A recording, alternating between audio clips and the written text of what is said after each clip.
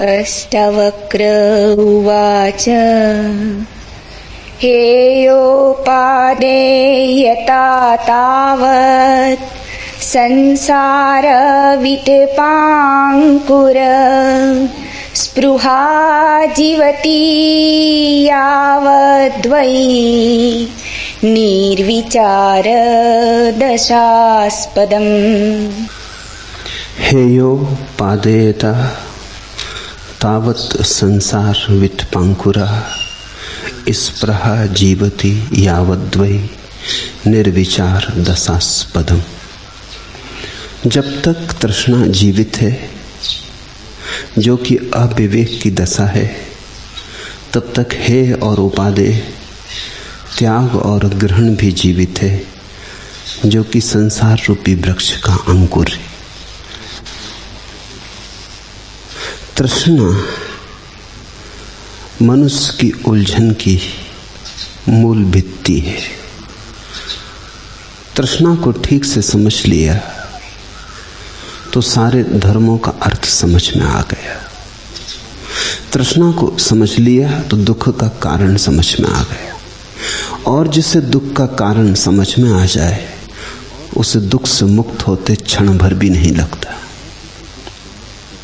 दुख से नहीं मुक्त हो पाते हैं सिर्फ इसीलिए कि कारण समझ में नहीं आता, और कारण समझ में ना आए तो हम लाख उपाय करें, हम दुख को बढ़ाए चले जाएंगे।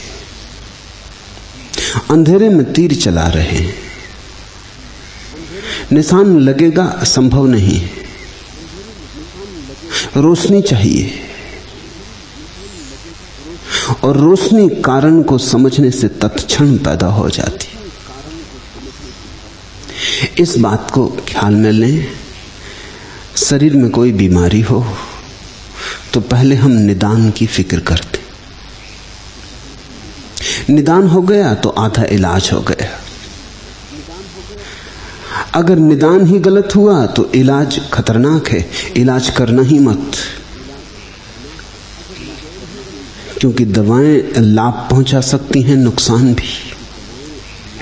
जो दवाएं लाभ पहुंचा सकती हैं वे ही नुकसान भी पहुंचा सकती। निदान ठीक ना हो, बीमारी पकड़ में ना आई हो तो इलाज बीमारी से भी महंगा पड़ सकता है। बीमारी से तो शायद चुपचाप बैठे रहते तो प्राकृतिक रूप से भी छूट जाते, लेकिन अगर गलत औषधि शरीर में पड़ गई तो प्राकृतिक रूप से छुटकारा ना हो सकेगा। इसलिए पहले हम चिंता करते हैं निदान की। शरीर के संबंध में ये सच है कि ठीक निदान 50% इलाज हो गया, लेकिन मन के संबंध में तो और अद्भुत बात है। वहां तो निदान ही 100% इलाज है। शरीर के संबंध में 50%, मन के संबंध में 100%। क्योंकि मन की बीमारियां तो भ्रांति की बीमारियां हैं। जैसे किसी ने 2, 2, 5 गिन लिया, फिर सारा हिसाब गलत हो जाता है। मन की बीमारी कोई वास्तविक बीमारी नहीं है, भ्रांति है, भूल है। समझ में आ गया कि 2, 2, 4 होते, उसी क्षण सब भ्रांति मिट गई। मन की बीमारी तो ऐसी है जैसे मरुस्थल में किसी को सरोवर दिखाई पड़ गया। वो धोखा है, वो तुम्हारी प्यास से ही पैदा हुआ है, वो तुम्हारी प्यास का ही देखा गया सपना है। तुम इतने प्यासे थे कि मान लिया, तुम इतने घबराए थे पानी के लिए कि जरा सा सहारा मिल गया कि तुमने पानी की कल्पना कर ली। भूखा आदमी कहते हैं अगर पूर्णिमा की चांद को भी देखे तो उसे लगता है रोटी आकाश में तैर रही। भूख प्रक्षेपित होती। मन की बीमारियां प्रक्षेपण है, प्रोजेक्शन है। शरीर की बीमारी का तो आधार है, मन की बीमारी निराधार है। एक बार तुम्हें ठीक ठीक गणित दिखाई पड़ गया तो फिर ऐसा नहीं है कि मन की बीमारी का निदान होने के बाद तो पूछोगे अब औषधि क्या। निदान ही औषधि है। सोक्रात का बड़ा प्रसिद्ध वचन है, ज्ञान ही मुक्ति है। जीसस का भी बड़ी प्रसिद्ध घोषणा है, सत्य को जान लो और सत्य तुम्हें मुक्त कर देगा। फिर ऐसा नहीं कि सत्य को जानने के बाद तुम्हें मुक्ति के लिए कोई उपाय करना पड़ेगा, जानते ही सत्य को मुक्ति हो जाती। इसलिए तो महावीर ने यहां तक कहा है कि अगर तुम सत्य को जानने वाले की बात ठीक से सुन लो तो श्रवण से ही मुक्ति हो जाती।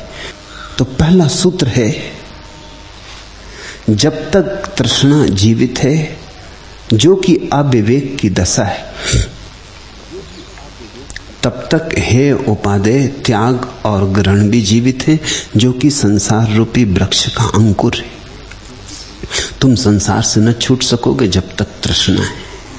तृष्णा संसार है। अब बड़ा मजा होता है, बिना समझे लोग संसार से छूटना चाहते हैं। संसार से भी छूटना चाहते हैं, उसके पीछे भी कारण तृष्णा ही है। स्वर्ग का सुख मिलेगा, कि मोक्ष का परम आनंद बरसेगा, कि समाधि की गहन शांति की दशा में प्रवेश होगा, ये सब तृष्णा है। मेरे पास लोग आते हैं, वो कहते हैं शांत होना है, ध्यान की कोई विधि बता दें कि हम शांत हो जाएं। उनसे मैं कहता हूं शांत होना हो तो तृष्णा को जानो। ध्यान की विधि से तुम शांत ना हो सकोगे, क्योंकि ध्यान की विधि भी करने तुम तृष्णा के कारण ही आए हो। शांत होना है, ये लोभ तुम्हें ले आया। लोभ के कारण तुम ध्यान करोगे कैसे? जहां तृष्णा का अभाव वहां ध्यान। फिर ध्यान करना नहीं पड़ता, ध्यान हो जाता। जो करना पड़े वह ध्यान ही नहीं, जो हो जाए वही ध्यान। जहां तृष्णा न रही, मन की तरंगें अपने आप शांत हो जाती। तुम्हारे मन में जो तरंगें उठ रही हैं वो तृष्णा की हवा से उठ रही। अब बहुत लोग हैं जो मन को शांत करना चाहते, एक एक विचार को शांत करना चाहते। किसी को क्रोध का विचार आता, वो कहता किस तरह शांत हो जाए। किसी को काम वासना उठती, कहता कैसे शांत हो जाए। किसी को लोभ है, किसी को मोह है, सबको शांत करने में लगे। इससे कभी तुम शांत ना हो पाओगे। संभावना यही है कि विमुक्त तो ना हो, विक्षिप्त हो जाओ। सांसारिक तो ऐसी चीजों के पीछे दौड़ रहा है जो ठीक से कोशिश करो तो मिल भी जाएं। जिसको तुम धार्मिक कहते हो, ऐसी चीजों के पीछे दौड़ रहा है जो दौड़ने से मिलती ही नहीं। दौड़ना ही जहां बाधा है, जो रुकने से मिलती। धन के पीछे अगर ठीक से दौड़ोगे तो धन मिल जाएगा, ऐसी कुछ अड़चन नहीं। तुमसे भी ज्यादा बुद्धुओं को मिल गया तो तुम्हें क्यों ना मिल जाएगा। ठीक से मेहनत करोगे तो संसार के विजेता हो सकते हो। सिकंदर हो गया तो तुम क्यों ना हो जाओगे। दौड़ते ही रहे पागल की तरह तो कुछ ना कुछ पा ही लोगे। कहीं ना कहीं बैंक में बैलेंस हो ही जाएगा, कोई ना कोई बड़ा मकान बना ही लोगे। लेकिन परमात्मा तो दौड़ने से मिलता ही नहीं, और सत्य तो दौड़ने से मिलता नहीं। शांति तो दौड़ने से नहीं मिलती, क्योंकि दौड़ने में ही अशांति है। समझो, दौड़ने में ही अशांति है। जैसे ही कोई नहीं दौड़ता, तृष्णा चुप हो गई। तृष्णा यानी दौड़, तृष्णा यानी कहीं और है सुख, यहां नहीं, अभी नहीं। कल है, परसों है, अगले जन्म में है, स्वर्ग में है, कहीं और है। कहीं और है सुख, यही धारणा तृष्णा है। जब यहां नहीं है, कहीं और है, तो कहीं दौड़ना पड़ेगा। यहां तो है नहीं, बैठने से क्या होगा। दौड़ो, भागो, आपाधापी करो, श्रम करो। नहीं दौड़े तो हार जाओगे।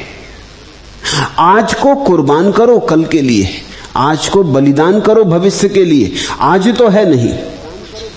तुम जैसे हो ऐसे तो सुखी हो नहीं सकते, तो कुछ और बनने की कोशिश करो। ज्यादा धन हो पास, बड़ा मकान हो पास, प्रतिष्ठा हो, या पुण्य हो, चरित्र हो, सील हो, ध्यान हो, कुछ करो। तृष्णा का अर्थ है तुम जैसे हो वैसे संतोष नहीं मिल रहा, और तृष्णा छोड़ने का इतना ही अर्थ है कि अभी यही तुम जैसे हो ऐसे ही आनंदित हो जाओ। तृष्णा छोड़ने का अर्थ है आनंदित अभी होने की कला। तुम जानते हो आनंदित कभी होने की वासना, अभी नहीं। अभी तो कैसे हो सकता है? अष्टावक्र की सारी घोषणा यही है, ये महाक्रांतिकारी उद्घोषणा है कि तुम अभी जैसे हो ऐसे ही आनंद को उपलब्ध हो सकते हो, क्योंकि आनंद तुम्हारा स्वभाव है। इससे तुमने क्षण भर को खोया नहीं है, इससे तुम च्युत नहीं हुए हो। ये लहरें अभी शांत हो सकती हैं यहीं।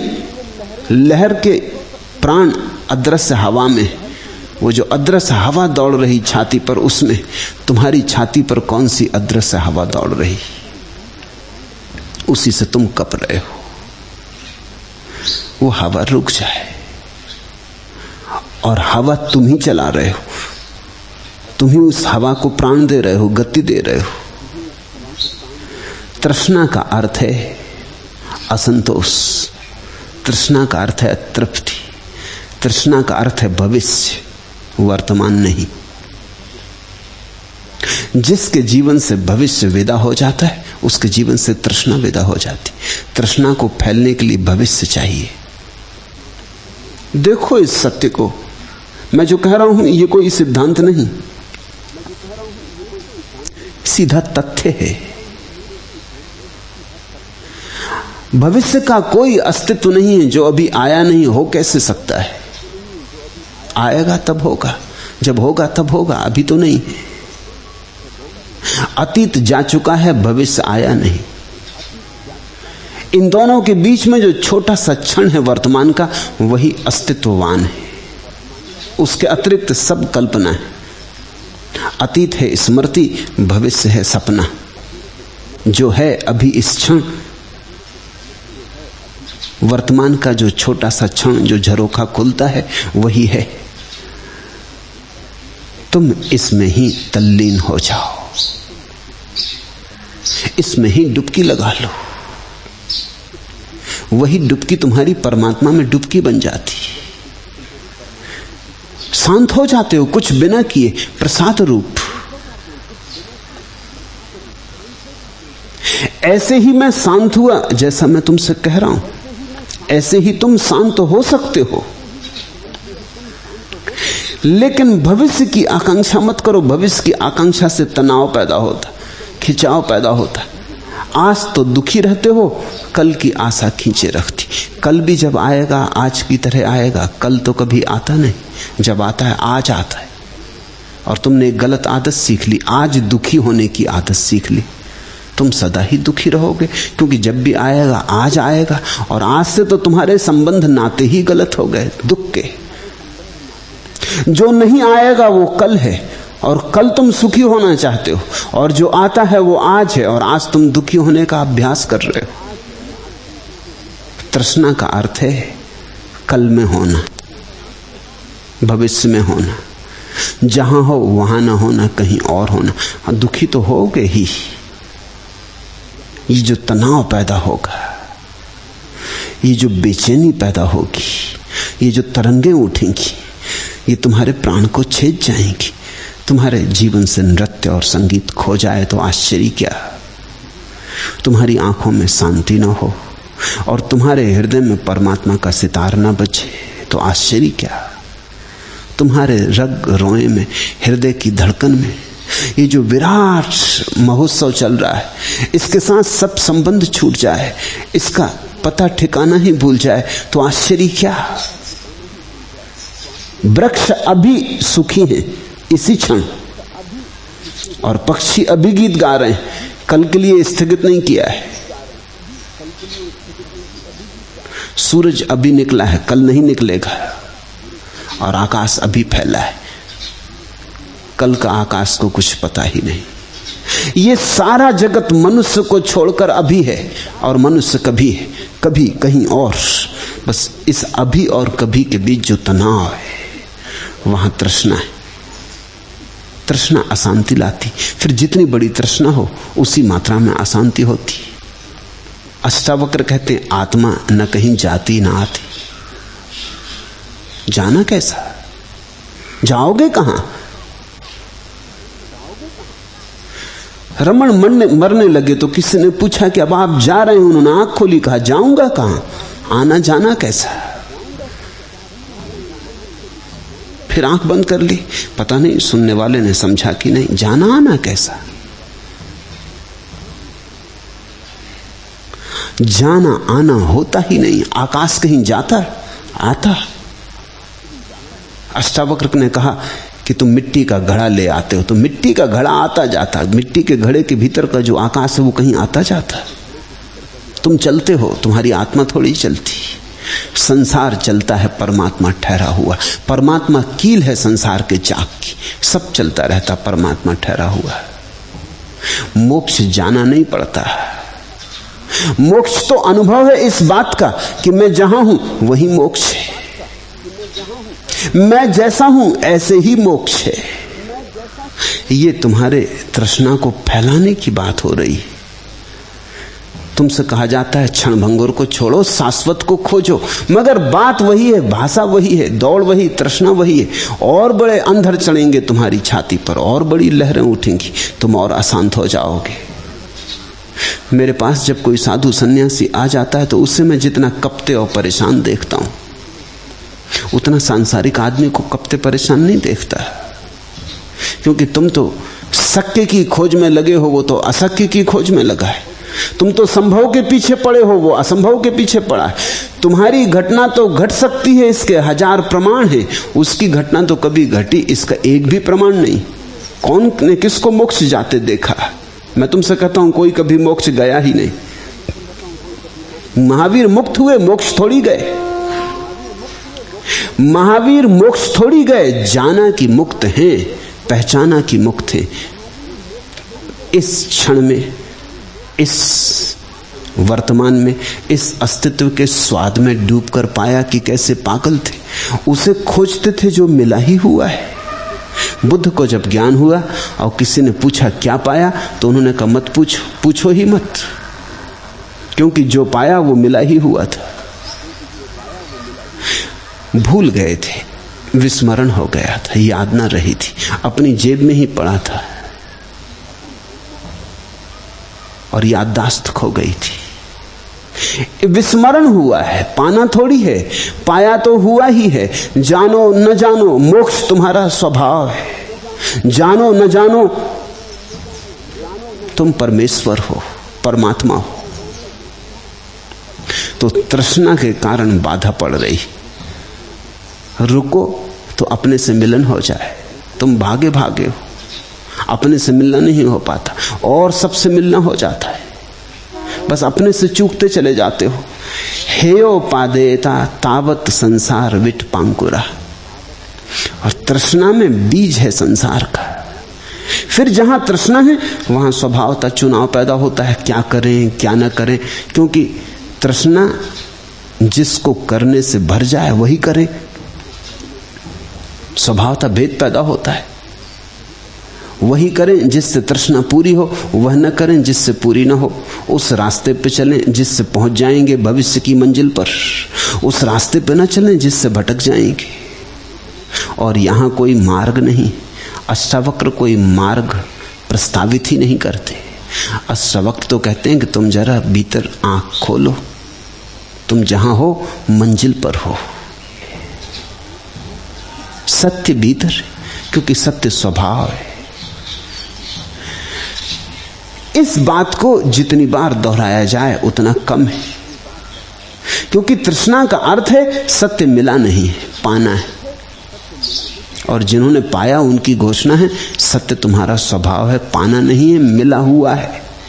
बस इसकी प्रतिभिज्ञा, रिकॉग्निशन, इसकी पहचान पर्याप्त है। इस प्रहा जीवत यावद्वै निर्विचार दशास्पदम। और जब तक तृष्णा रहती, स्पृहा रहती, वासना रहती, तब तक निश्चित ही मनुष्य में विवेक पैदा नहीं होता, बोध पैदा नहीं होता। अविवेक की दशा रहती। अविवेक शब्द को भी समझ लो। अविवेक का अर्थ है चंचल मन, आंदोलित मन, लहरों से भरा हुआ चित्त, झील पर लहरें और तरंगे। चंचल अवस्था अविवेक है, अचंचल दशा लहर खो गई, शांत हो गई, हवा ना चली, मौन हो गया, झील दर्पण बन गई। बोध की दशा है, बुद्धत्व की दशा है। बुद्ध ने कहा है जिस दिन तुम दर्पण की भांति हो जाओ, कुछ कपे ना, तो फिर जो है वही तुम में झलकने लगेगा, फिर जो है वही तुम्हारी प्रतीति में आने लगेगा। अभी तो तुम इतने कप रहे हो कि जो है वो कुछ पकड़ में आता नहीं, कुछ का कुछ पकड़ में आ जाता है। ऐसा ही समझो कि कोई आदमी कैमरा लेके दौड़ता चले और चित्र उतारता चले, फिर जब चित्र निकाले जाएं, देखे जाएं तो कुछ पकड़ में ना आए, सब चीजें गड्ढबड्ढ हों, कुछ साफ ना हो। ऐसी हमारी दशा है। हम दौड़ते हुए, भागते हुए जीवन को देखने की कोशिश कर रहे हैं। रुको, ठहरो, दौड़ो, भागो मत। ऐसे रुक जाओ कि क्षण भर को सब रुक जाए, सब गति ठहर जाए, अगति का क्षण आ जाए, तो उसी क्षण जो है तुम्हें दिखाई पड़ जाएगा। संसार की परिभाषा है भागते भागते परमात्मा को देखा संसार, रुक के संसार को देखा परमात्मा। ठीक ठीक चित्र बन जाए जो है उसका तो परमात्मा, गलत सलत चित्र बन जाए तो संसार। संसार और परमात्मा दो नहीं है, संसार परमात्मा है, परमात्मा संसार है। तुम्हारे देखने के दो ढंग हैं। एक भागते हुए आदमी ने देखा, तृष्णा के पीछे दौड़ते आदमी ने देखा, ठीक से देखा नहीं, देखने की फुर्सत भी न थी, उपाय भी न था, अवकाश भी न था। और एक किसी ने शांत बोधि वृक्ष के नीचे बैठकर देखा, बिल्कुल ठहर कर देखा।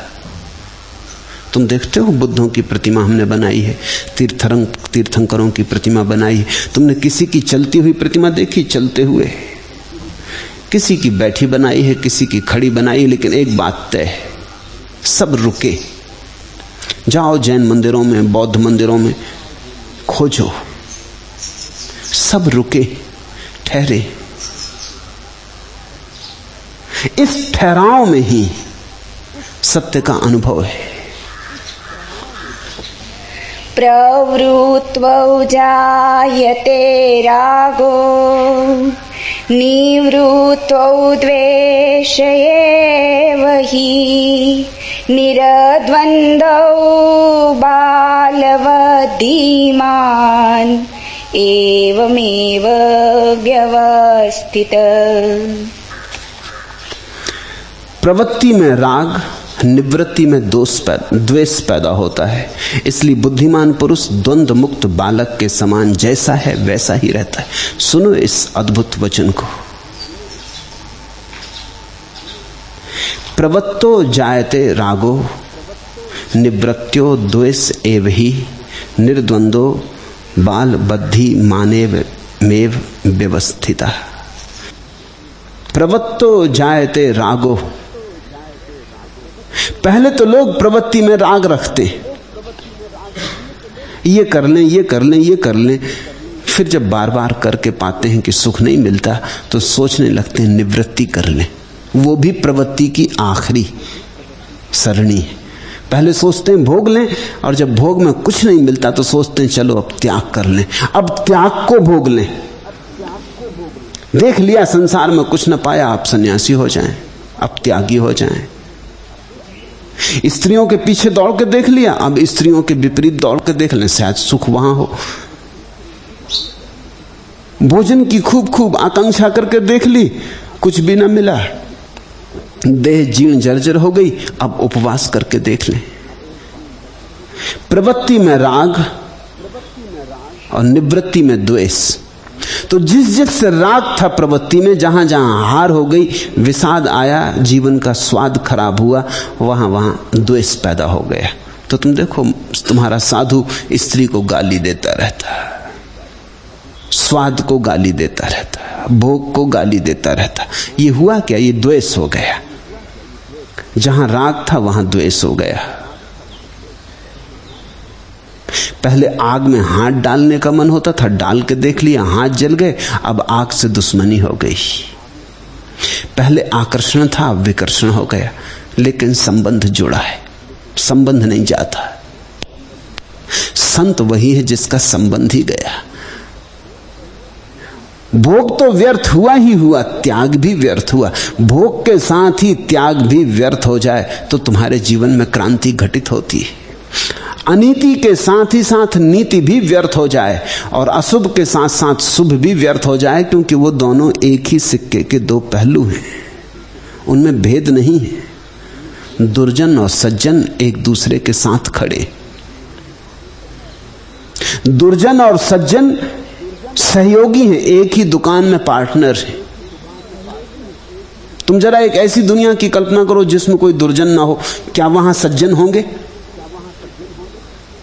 एक ऐसी दुनिया की कल्पना करो कि जहां राम ही राम हो और रावण ना हो, राम बचेंगे? राम के बचने के लिए रावण का होना एकदम जरूरी है। रावण के बिना राम हो नहीं सकता।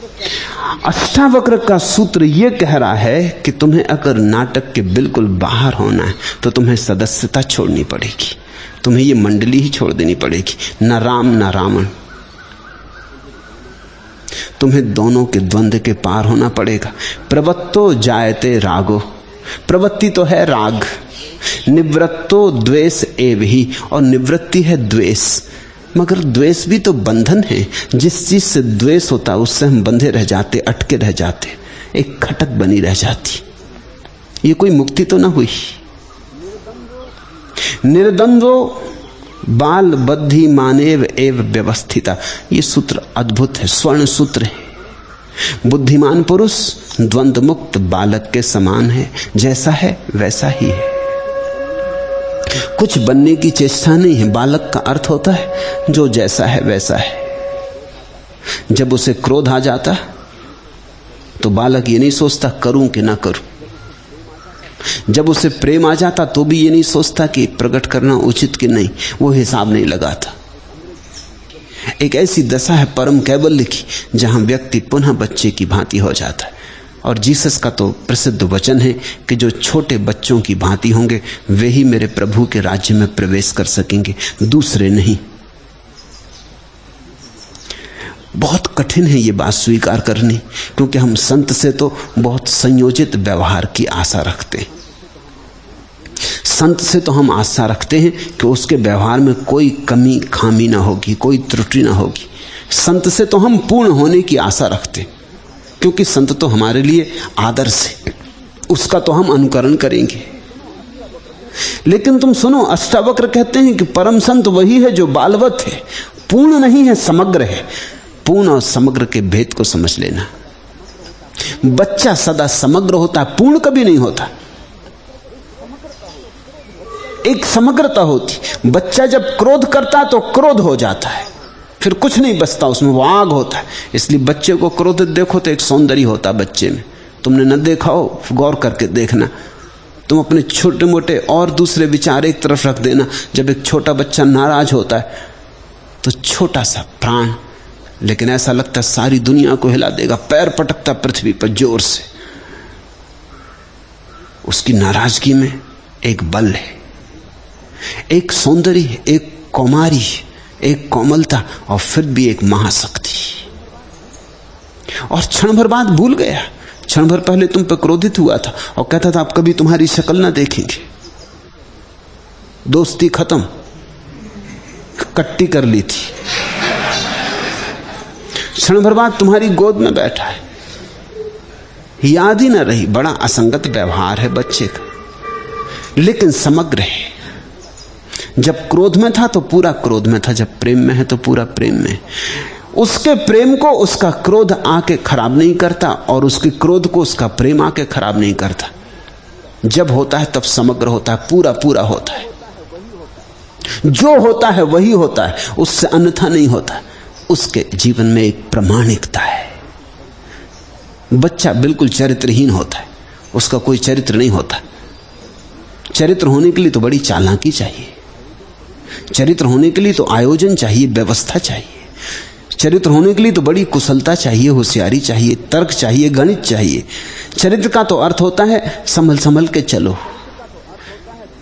चरित्र का तो अर्थ होता है देख देख के करो, जो करना हो वही करो, जो ना करना हो वो मत करो। सोच के करो कि कल इसका क्या परिणाम होगा, परसों क्या परिणाम होगा।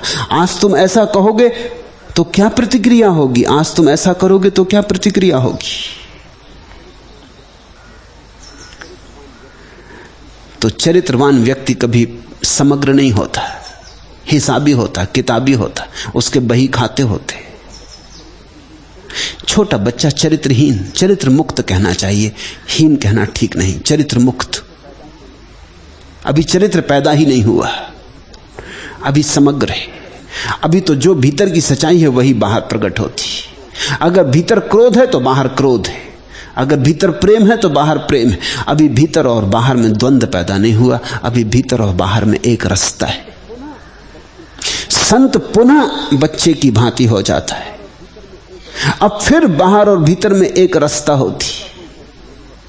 संत का कोई चरित्र नहीं होता। चौंकना मत जब मैं ऐसा कहता हूं, संत का कोई चरित्र हो ही नहीं सकता। सज्जन का चरित्र होता है, दुर्जन में दुष्चरित्रता होती है। संत तो चरित्र के पार होता है, चरित्रातीत। बुद्धिमान पुरुष द्वंद्व मुक्त, उसके पास दो का भाव नहीं रह जाता, ये ठीक और ये सही, ये है ये उपादेय, ये शुभ ये अशुभ, ये माया ये ब्रह्म, ऐसा कुछ नहीं रह जाता। जो है। द्वंद्व मुक्त बालक के समान जैसा है वैसा ही रहता है। संत होना सहज होना है। तुमने 3 शब्द सुने हैं, सविकल्प समाधि, निर्विकल्प समाधि, सहज समाधि। सविकल्प समाधि में विचार रहता, निर्विकल्प समाधि में विचार चला जाता, लेकिन विचार चला गया है इसका बोध रहता। सहज समाधि में वो बोध भी चला जाता, न विचार रहता न निर्विचार रहता। सहज समाधि का अर्थ है आ गए अपने घर, हो गए स्वाभाविक, अब जैसा है वैसा है, जो है वैसा है, उससे अन्यथा की ना कोई चाह है न कोई मांग है। इस जैसे हो वैसे ही के साथ राजी हो जाने में ही तृष्णा का पूर्ण विसर्जन। फिर तृष्णा कैसी, फिर तृष्णा नहीं बच सकती है। निर्द्वंदो बालवत धीमान एवं एव व्यवस्थिता, वही है बुद्धिमान जो निर्द्वंद बालक की भांति हो गया, वही है धीमान, उसी के पास प्रतिभा है। जैसा है वैसा ही उसमें ही स्थित, अन्यथा की कोई मांग नहीं, जरा भी तरंग नहीं उठती अन्यथा की। बहुत कठिन है ये बात समझनी, है तो बहुत सरल लेकिन समझनी कठिन, क्योंकि हमें जो समझाया गया है वो इसके बिल्कुल विपरीत पड़ता है। हमें तो समझाया गया है चोरी छोड़ो अचोर बनो, झूठ छोड़ो सच बोलो। ये सच के ऊपर जा रही है बात। कहीं तो कोई एक स्थान होना चाहिए, एक स्थिति होनी चाहिए जहां सब द्वंद्व खो जाते हैं, द्वैत लीन हो जाता है, अद्वैत का जन्म होता है। उसी अद्वैत की बात है।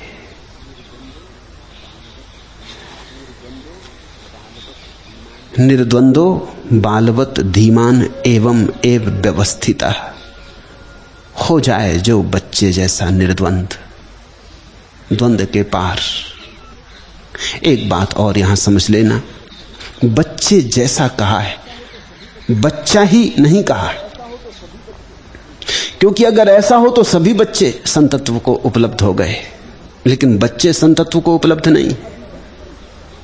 बच्चे तो अभी भटकेंगे, बच्चे तो भटकने की पहली दशा में, भटकने के पूर्व। संत है भटकने के बाद, वर्तुल पूरा हो जाता है, जहां से चले थे वहीं आ जाते। अगर तुम्हारा जीवन ठीक ठीक विकासमान हो, ठीक ठीक वर्धमान हो, अगर तुम्हारा जीवन ठीक से चले तो जब तुम पैदा हुए जैसे तुम बच्चे थे वैसे ही मरते वक्त पुनः तुम्हें बच्चे हो जाना चाहिए। तो वर्तुल पूरा हो गया, जहां से चले थे वहीं वापस आ गए, मूल स्रोत उपलब्ध हो गया। ये अंतिम बालपन की बात हो रही है। बच्चों जैसे का अर्थ है बच्चे नहीं जो गुजर चुके जीवन के सारे अनुभवों से और फिर भी बच्चे जैसी सरलता को उपलब्ध हो गए। कृष्ण में मेरी रुचि है क्योंकि कृष्ण मर्यादा शून्य। कृष्ण से ज्यादा चरित्रहीन व्यक्ति पाओगे संसार में? कृष्ण से ज्यादा गैर भरोसे योग्य व्यक्ति पाओगे कहीं? किसी बात का पक्का नहीं, छोटे बच्चे जैसा व्यवहार है। कसम खा ली थी कि शस्त्र ना उठाऊंगा, फिर उठा लिया। कसमों का कोई हिसाब रखे।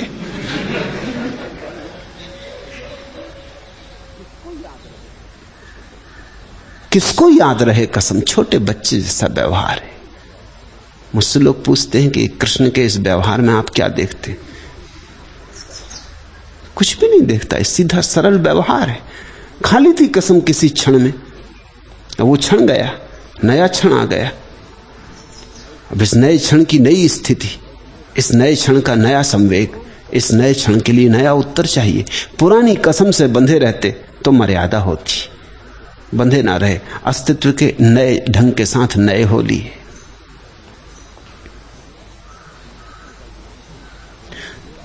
तुमने कृष्ण का एक नाम सुना, रणछोड़ दास जी। भगोड़ा दास जी भाग खड़े हुए, किसी मौके पर देखा कि भागने में ही सार है, तो फिर ऐसा नहीं कि जिद्द की तरह अड़े रहेंगे कि चाहे जान रहे कि जाए, झंडा ऊंचा रहे हमारा। नहीं, भाग गए कि देखा कि परिस्थिति भागने की है, तो इसमें अकड़ ना रखी। उनके भक्तों ने भी खूब नाम बना लिया, रणछोड़ दास जी।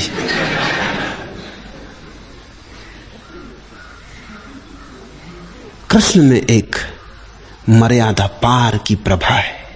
हातुमीच्छति संसारं रागी दुःख जिहासया वीतरागो हि निर्दुःख तस्मिन्नपि न कीद्यति। रागवान पुरुष दुख से बचने के लिए संसार को त्यागना चाहता है, लेकिन वीतराग दुख मुक्त होकर संसार के बीच भी खेद को प्राप्त नहीं होता है। रागवान पुरुष दुख से बचने के लिए संसार को त्यागना चाहता है। हातुमिच्छति संसारम रागी दुख जिहासया। पहले तो रागी व्यक्ति दुख से बचने के लिए संसार को पकड़ता है, धन को पकड़ता है ताकि दुख से बच जाए, मित्र को पकड़ता है दुख से बच जाए, परिवार को पकड़ता है दुख से बच जाए। पहले तो कोशिश करता है संसार की चीजों को पकड़ के दुख से बचने की, फिर पाता है कि ये पकड़ से तो दुख ही पैदा हो रहा है, दुख से बचना नहीं हो रहा, तो फिर संसार की चीजों को त्यागने लगता है। लेकिन कामना पुरानी अब भी वही है कि दुख से बच जाऊं। पहले पकड़ता था, अब त्यागता था, अब त्यागता है, लेकिन दुख से बचने की वासना वही की वही है। रागवान पुरुष दुख से बचने के लिए संसार को त्यागना चाहता है, लेकिन वीतराग पुरुष दुख मुक्त होकर संसार के बीच में भी रहे तो भी खेद को उपलब्ध नहीं होता।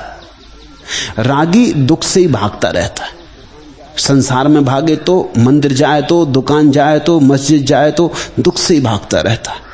वीतरागी जागकर दुख से मुक्त हो जाता है, साक्षी बन के दुख से मुक्त हो जाता है, दुख से भागता नहीं, दुख को देख लेता भरी आंख और दुख खो जाता है। जैसे ही व्यक्ति को दुख को देखने की क्षमता आ जाती, दुख खो जाता। सूरज उगा, रात गई, अंधेरा गया, साक्षी जगह, दुख गया। दुख पैदा ही इसलिए हो रहा है कि हम तादात्म्य के अंधकार में खो गए। सोचते हैं मैं शरीर, मैं मन, मैं ये, मैं वो, इस वजह से सारी तकलीफ है। जैसे ही साक्षी जगह, मैं ना दे रहा ना मैं मन रहा, मैं तो चिन्ह मात्र हो गया। चैतन्य मात्र हो गया, उसी क्षण दुख गया। वीतराग दुख मुक्त होकर संसार के बीच बना रहता और किसी खेत को प्राप्त नहीं होता। वीतरागो ही निर्दुखस्त निर्दुखा तस्मिन अपि न खिद्यति। फिर कहीं भी रहे वीतराग पुरुष, संसार में कि संसार के बाहर, और संसार के बाहर कहाँ जाओगे, जहां है वहां संसार ही है। आश्रम में भी संसार है, मंदिर में भी संसार है, हिमालय पर भी संसार है। संसार से जाओगे कहां, जो है संसार है। इसलिए भागने से तो कोई राह नहीं है, तुम जहां हो वहीं जागने से राह है। यस्याभिमानो मोक्षेऽपि देहेऽपि ममता तथा न च ज्ञानी न वा योगी केवलं दुःखभागसो। जिसका मोक्ष के प्रति अहंकार है और वैसा ही शरीर के प्रति ममता है, वह न तो ज्ञानी है और न योगी है, वह केवल दुख का भागी है। यस्याभिमानो मोक्षे अपि देहे अपि ममता यथा। जिसकी ममता लगी देह में वो दुख पाएगा। यस्याभिमानो मोक्षे अपि, और जिसका अहंकार मोक्ष से जुड़ गया वो भी दुख पाएगा। देहे अपि ममता तथा, और जो शरीर से जुड़ा वो भी दुख पाएगा। धन को तुमने समझा मेरा है तो दुख पाओगे, धर्म को समझा कि मेरा है तो दुख पाओगे, संसार को कहा कि जीत लूंगा तो दुख पाओगे, कहा कि परमात्मा को पाके रहूंगा तो दुख पाओगे। तुम हो तो दुख है, तुम दुख के साकार रूप हो। अहंकार दुख की गांठ है, अहंकार कैंसर है, गड़ता रहेगा, चुभता रहेगा, सड़ता रहेगा। नचा योगी नवा ज्ञानी केवलम दुख भागसो। ऐसा व्यक्ति जिसका शरीर से मोह लगा है या मोक्ष से मोह लग गया, संसार से लगा मोह या परमात्मा से, ऐसा व्यक्ति न तो योगी है न ज्ञानी है, केवल दुख का भागी। अष्टावक्र कह रहे हैं तुम शरीर से तो छूट ही जाओ, परमात्मा से भी छूटो।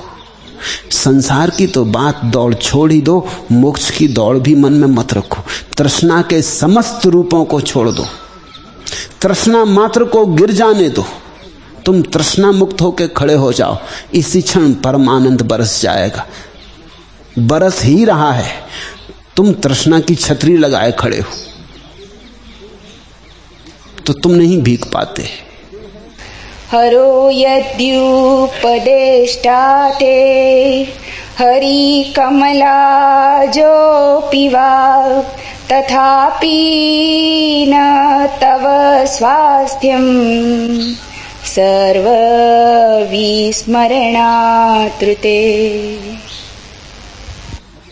यदि तेरा उपदेशक शिव है, विष्णु है अथवा ब्रह्मा है, तो भी सबके विस्मरण के बिना तुझे स्वास्थ्य नहीं होगा।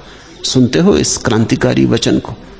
छोटे मोटे गुरुओं की तो बात छोड़ो, स्वयं अगर शिव भी उपदेश कर रहे हों और ब्रह्मा और विष्णु, तो भी कुछ ना होगा जब तक तुम जागोगे नहीं। स्वयं परमात्मा भी खड़े होकर तुम्हें समझाए तो भी तुम समझोगे नहीं, क्योंकि बाहर से समझ आती ही नहीं। समझ का तो भीतर अंकुरण होना चाहिए। कोई दूसरा थोड़ी तुम्हें जगा सकता है। जागोगे तो तुम जागोगे। तुम्हारी हालत ऐसी है जैसे जागा हुआ आदमी बन के पड़ा है कि सो रहा है। अब उसको तुम हिलाओ डुलाओ, वो करवट बदल लेता। सोया होता तो शायद जग भी जाता, मगर वो जागा हुआ पड़ा, आंख बंद किए हुए पड़ा है, उठना नहीं चाहता, उठने की आकांक्षा नहीं, तो तुम कैसे जगाओगे? जो सोने का धोखा दे रहा है वो कैसे जागेगा? और तुम सोने का धोखा दे रहे हो। तुम्हारे भीतर का जो आत्यंतिक केंद्र है वो जागा ही हुआ है, वो कभी सोया नहीं। सोना वहां घटता नहीं, घट नहीं सकता, उसका स्वभाव जागना है। चैतन्य का अर्थ जागना है। तो तुम सोने का बहाना कर रहे हो। अब बहाने कर रहे हो, तुम्हारी मर्जी। अष्टावक्र कहते हरो यदुपदेष्टा ते हरि कमल जो अपिवा तथापि न तव स्वास्थ्यम सर्व विस्मरणाद्रते। जब तक तू सब न भूल जाए जो बाहर से सीखा, तब तक स्वास्थ्य, शांति, सत्य का अनुभव न होगा। शिव का अर्थ है जिनके हाथ में जगत के विध्वंस की क्षमता है। विष्णु का अर्थ है जिनके हाथ में जगत को चलाने की क्षमता है। ब्रह्मा का अर्थ है जिनके हाथ में जगत को बनाने की क्षमता है। जिसने जगत बनाया वो भी सत्य को नहीं बना सकता तुम्हारे लिए। जगत तो माया है, सपना है, सपना बना लिया ब्रह्मा ने, लेकिन सत्य ना बना सकेंगे। और जो इस सपने को चला रहा है, संभाले हुए, साधे हुए है विष्णु, इस विराट लीला को जो चला रहा है, वो भी सत्य को जगाने में समर्थ न हो सकेगा। इतना विस्तार जिसके बस में, वो तुम्हारे ऊपर उसका कोई बस नहीं, तुम उसके पार हो। और जो सारे जगत को नष्ट कर सकता है, वो भी तुम्हारे अज्ञान को नष्ट नहीं कर सकता। शिव भी तुम्हारे अज्ञान को नष्ट नहीं कर सकता। अष्टावक्र ये कह रहे हैं कि तुम्हें बाहर से सब भांति मुक्त हो जाना पड़ेगा। सद्गुरु वही है जो तुम्हें बाहर से मुक्त कर दे, जो तुम्हें तुम्हारे ऊपर फेंक दे, जो तुम्हें तुम्हारे ऊपर छोड़ दे, जो तुमसे कहे भूल जाओ जो बाहर से सीखा, छोड़ दो शास्त्र जो बाहर के हैं, छोड़ दो सिद्धांत जो बाहर के, न रहो हिंदू, न मुसलमान, न ईसाई, न जैन, न बौद्ध। तुम तो भीतर उतर जाओ, जहां कोई सिद्धांत नहीं, कोई शास्त्र नहीं, कोई शब्द नहीं। तुम तो उस निर्विचार में डूब जाओ। तुम तो वहां जागो जहां तुम्हारी आत्यंतिक प्रज्ञा का दिया जल रहा है। वहीं से, केवल वहीं से और केवल वहीं से रूपांतरण संभव है। कोई बाहर की स्त्री से उलझा, कोई बाहर के धन से उलझा, कोई बाहर के परमात्मा से उलझा, कोई बाहर के गुरु से उलझ गया, उलझन जारी रही। मुक्ति है भीतर, मुक्ति है स्वयं में। तुम्हारा स्वभाव मुक्ति है।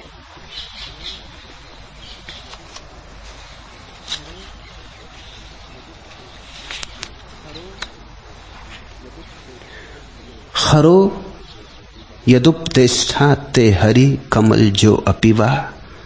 ब्रह्मा विष्णु महेश जैसे गुरु भी मिल जाएं तो भी, तथापि न तव स्वास्थ्यम सर्व विस्मरणाद्रते, तो भी जब तक सब न भूल जाए जो सीखा, शब्द न भूल जाए, सिद्धांत न भूल जाए, विचार न भूल जाए, जब तक निर्विचार, निशब्द, मौन में प्रतिष्ठा न हो जाए, तब तक स्वास्थ्य की उपलब्धि नहीं।